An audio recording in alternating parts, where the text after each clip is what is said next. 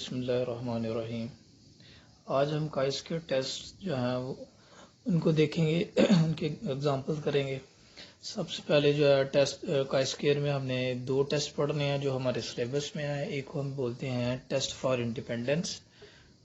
Independence और दूसरा है गुडनेस ऑफ फिट टेस्ट।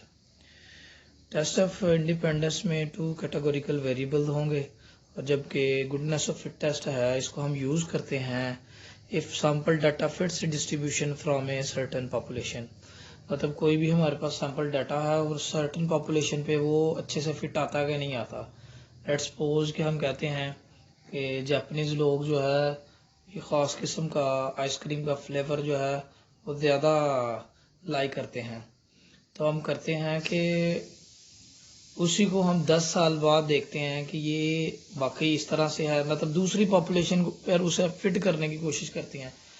और ये जो हमारे पास है इसमें सिर्फ एक ही वेरिएबल जो है ना वो इस्तेमाल होता है। तो देखते हैं टेस्ट फॉर इंडिपेंडेंस। उसके लिए ये हमारे पास कॉन्टीजेंसी टेबल है टेस्ट फॉर इंडिपेंडेंस के लिए। तो टेस्ट फॉर इंडिपेंडेंस जो है ये हमारे पास एक एग्जांपल है, तो इस एग्जांपल को पहले अंडरस्टैंड करते हैं और फिर इसके स्टेप देखते हैं और फिर इस क्वेश्चन को सॉल्व करते हैं। तो बच्चे ये हमारे पास एक टेबल है gender, regular exercise, non regular exercise. एक साइड पे हमने जेंडर ले ली, मेल और फीमेल। दूसरे साइड पे हमने देख लिया कि वो रेगुलर एक्सरसाइज करते हैं या नॉन रेगुलर एक्सरसाइजर हैं, वो मतलब कि रूटीनली नहीं करते हैं।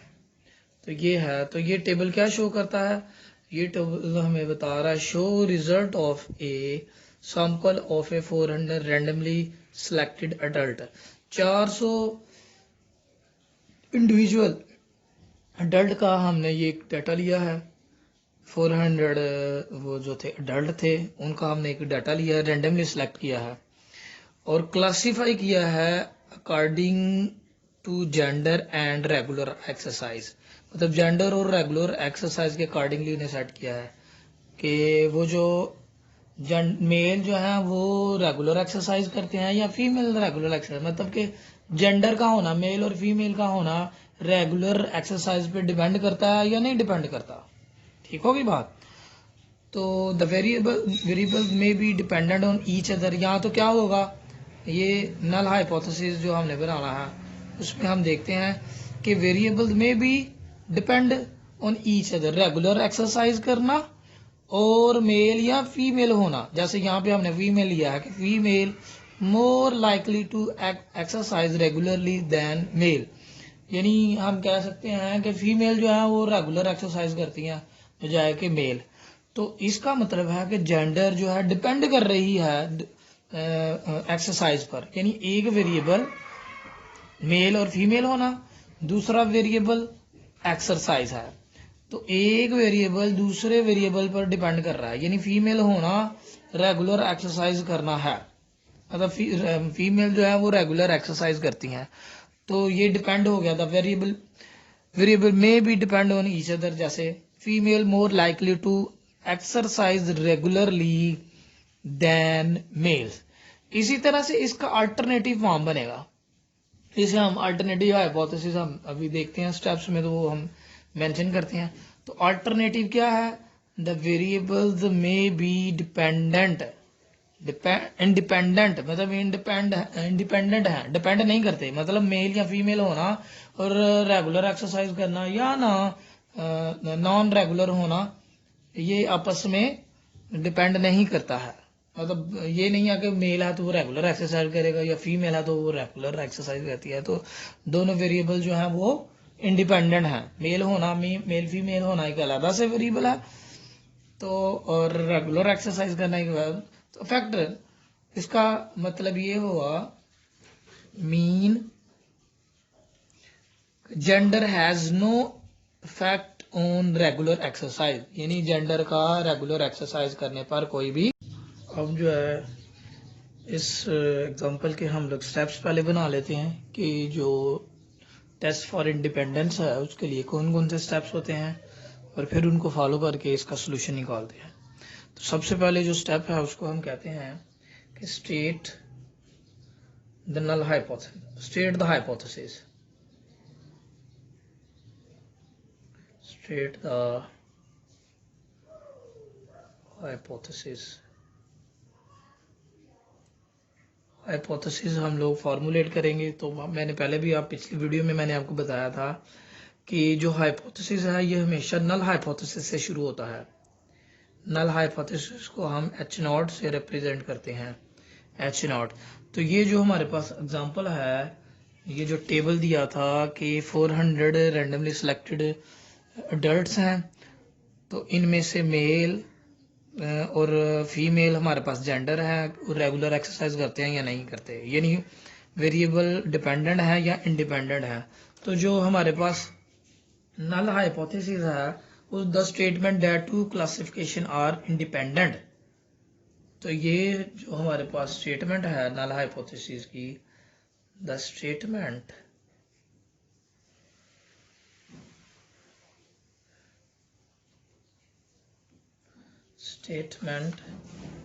that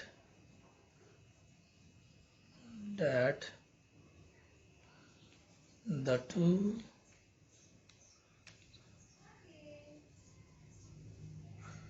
two classification या two variables are independent, यानी मेल और फीमेल जेंडर का जो रेगुलर एक्सरसाइज है उस पर कोई डिपेंड नहीं कर रही, इंडिपेंडेंट है। तो इसके अपोजिट हमें अभी बनाया था, उसको हम अल्टरनेटिव है H1 से या HA से रिप्रेजेंट करते हैं, इसको हम अल्टरनेटिव कहते हैं, इसको हम नल हाइपोथेसिस कहते हैं।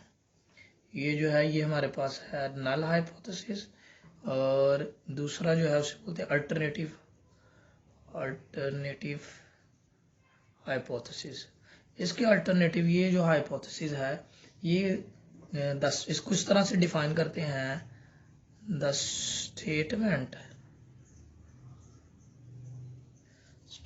that the two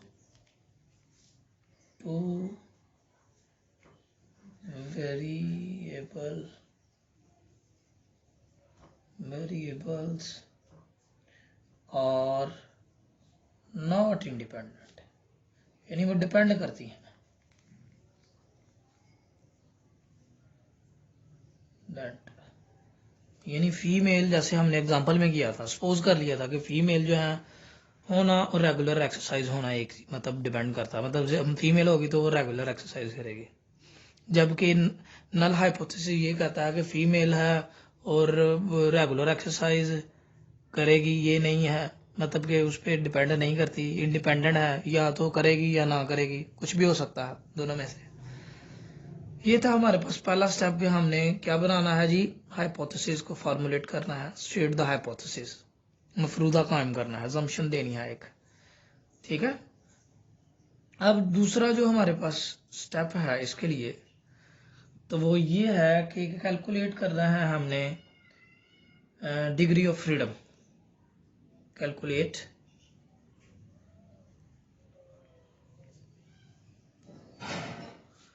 degree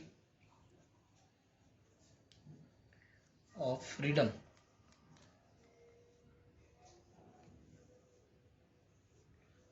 degree of freedom को कैलकुलेट करना है। तो डिग्री ऑफ फ्रीडम को कैलकुलेट हम किस तरह से करते हैं, इसको हम रिप्रेजेंट कर सकते हैं DF शॉर्ट फॉर्म से, ये डिग्री ऑफ फ्रीडम है। तो डिग्री ऑफ फ्रीडम को हम बच्चे इस तरह से कैलकुलेट करते हैं कि रो -1 इंटू कॉलम -1, रो -1 इंटू कॉलम -1। तो यही हम एग्जाम्पल फिर से हम देखते हैं, इसमें रो कितनी है और कॉलम कितने हैं। तो एक रो ये है और बेटे दूसरी रो ये है, दो रो हैं। तो कॉलम कौन से हैं, एक ये है रेगुलर एक्सरसाइज वाले और दो, यानी दो रो है दो ही कॉलम है। तो फॉर्मूले में हमने 2 - 1 इंटू 2 - 1, दो ही रो है, दो ही कॉलम है, तो 2 में से 1, ये 1 गया 1, और 2 में से 1 गया 1, तो 1 1 दा 1, तो हमारे पास डिग्री ऑफ फ्रीडम कितनी हो जाएगी 1। फिर से रो कितनी थी 2 पुट कर दिया, कॉलम कितने थे हमारे पास 2, तो वहां पे भी हमने 2 पुट कर दिया है, तो 2 - 1 कितना होगा 1, और जो उसका है रो का है 2 - 1 जो है वो भी कितना है जी 1, तो उन दोनों को जब भी मल्टीप्लाई करेंगे तो हमारे पास 1 आ जाएगा। तो इस तरह से हमने डिग्री ऑफ फ्रीडम निकालनी है। डिग्री ऑफ फ्रीडम क्यों निकालनी है, ये जब भी हम क्वेश्चन को सॉल्व करेंगे तो फिर बताएंगे। टेबल वैल्यू जब भी निकालनी है तो इसमें डिग्री ऑफ फ्रीडम और लेवल ऑफ सिग्निफिकेंस इस्तेमाल होता है। तीसरा स्टेप जो है वो हमारे पास ये है, कोट द सिग्निफिकेंस लेवल, या state the quote the significance level.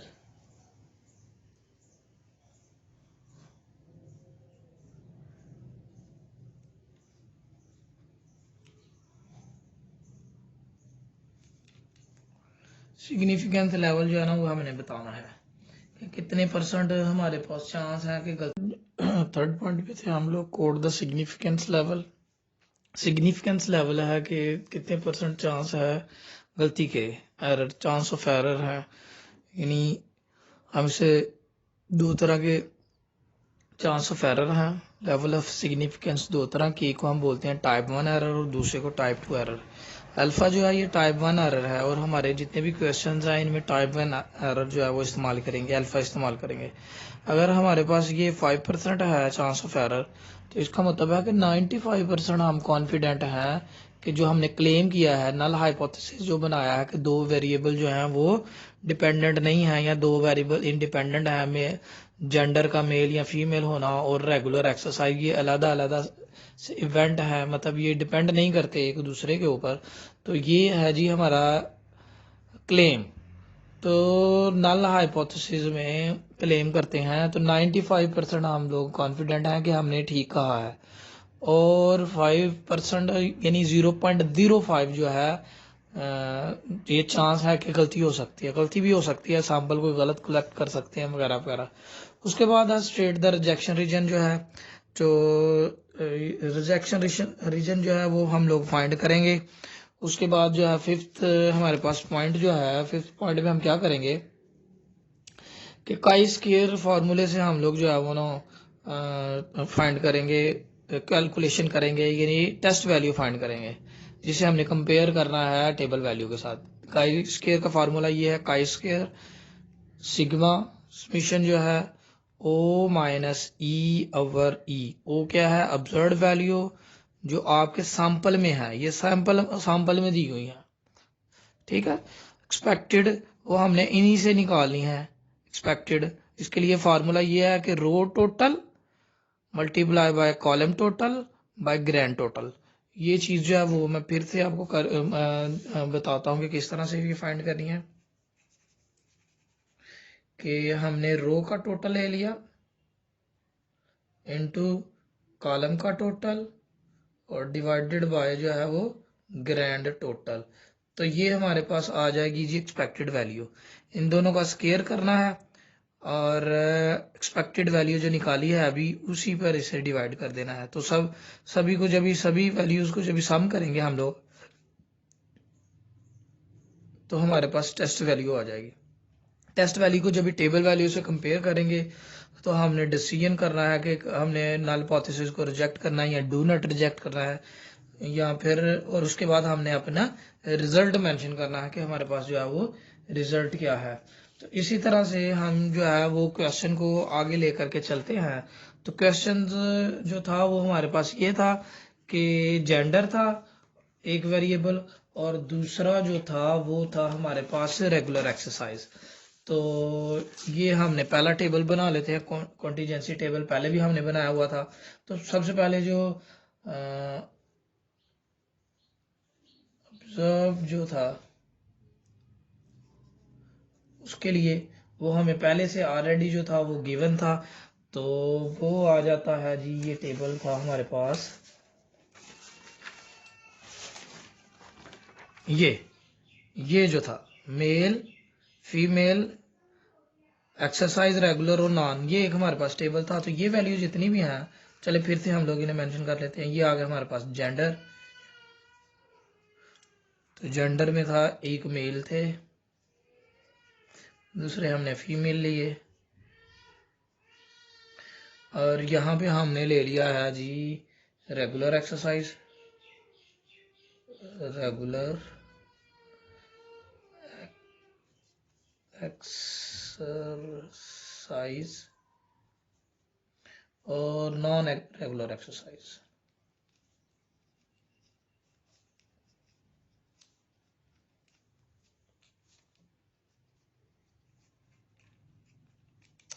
ये हमारे पास कॉन्टीजेंसी टेबल बन गया है। इनकी वैल्यू क्या थी, यानी 110 मेल जो थे वो रेगुलर एक्सरसाइज करते हैं। इसी तरह से जो है 98 फीमेल जो थी वो क्या करती हैं जी, रेगुलर एक्सरसाइज करती हैं। इसी तरह से 106 जो है मेल वो regular exercise non regular exercise करते हैं, और 86 फीमेल जो है वो नॉन रेगुलर एक्सरसाइज करता है। तो होता क्या है कि ये जो हमारे पास टेबल है,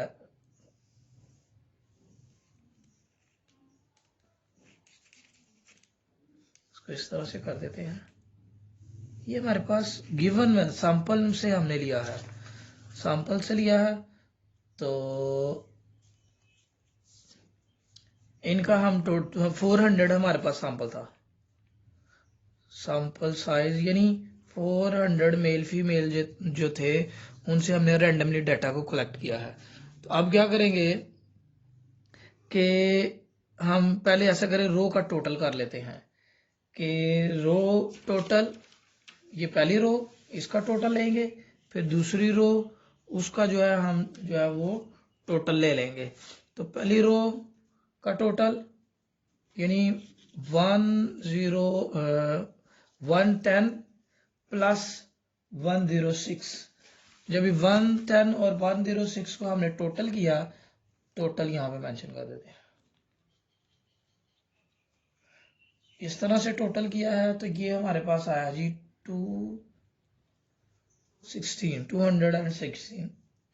इसी तरह से ये मेल, इतने मेल रेगुलर एक्सरसाइज करते हैं, ये नॉन रेगुलर एक्सरसाइज हैं, तो टोटल कितने हो गए 216 मेल।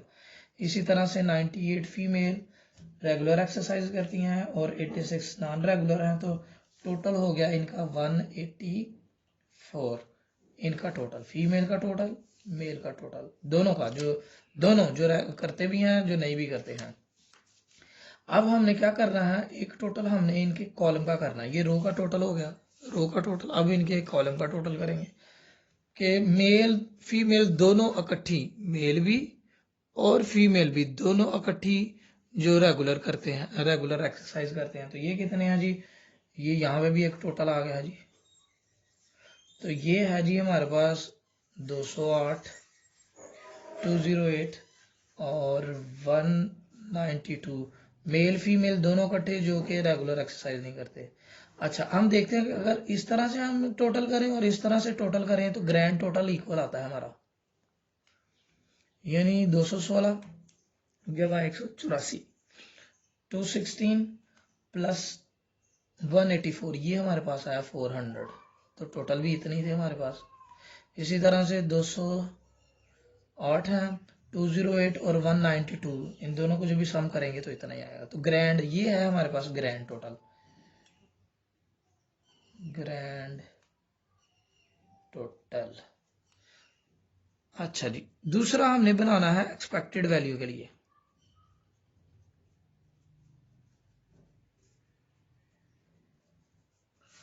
तो एक्सपेक्टेड वैल्यू किस तरह से करेंगे, सेम ही हमारे पास कॉलम होगा टेबल, जेंडर वर्सेस एक्सरसाइज। तो जेंडर था हमारे पास, एक तो मेल है, दूसरी फीमेल है, फीमेल्स थी, और रेगुलर एक्सरसाइज